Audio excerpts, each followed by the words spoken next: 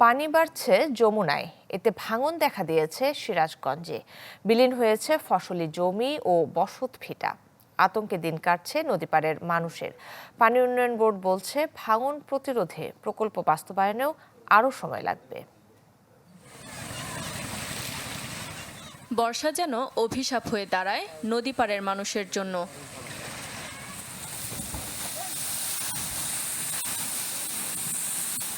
যমুনা নদীতে পানি বাড়ার সাথে সাথে শুরু হয়েছে ভাঙন।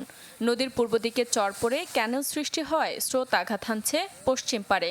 ফলে গেল কয়েকদিনে নদী গর্ভে বিলীন হয়ে গেছে গাছপালা, ফসলি জমি সহ অন্তত ৮টি বসতবাড়ি।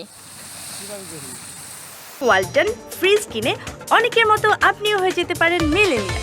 সেরা পণ্যের সেরা অফার। স্থানীয়দের অভিযোগ, তীর রক্ষা বাঁধের কাজ সঠিক সময় না করায় দেখা দিয়েছে এমন ভাঙন। এখানে স্থায়ীবাদ দেওয়ার কথা ছিল, হইতেছে না। আমরা কিন্তু সব বাড়িঘর ভাঙে ছিঁড়ে আমরা এখানে একবারে দুর্বল হয়ে পড়ছি। আর যে প্রকল্প যারা নিছে তারা কাজ ঠিক মতো বস্তা ফালাইতেছে না।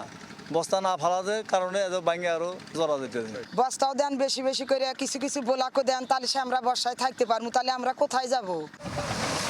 পানি উন্নয়ন বোর্ড বলছে, ভাঙন রোধে গৃহীত প্রকল্পের মেয়াদ এবছরের জুনে শেষ হওয়ার কথা থাকলেও সময় লাগবে আরও 1 বছর।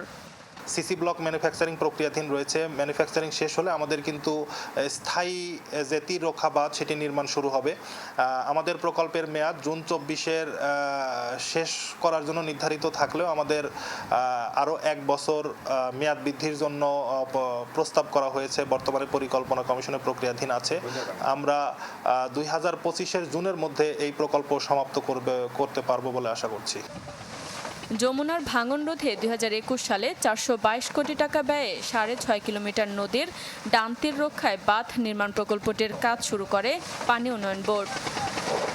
Desk report, channel 24।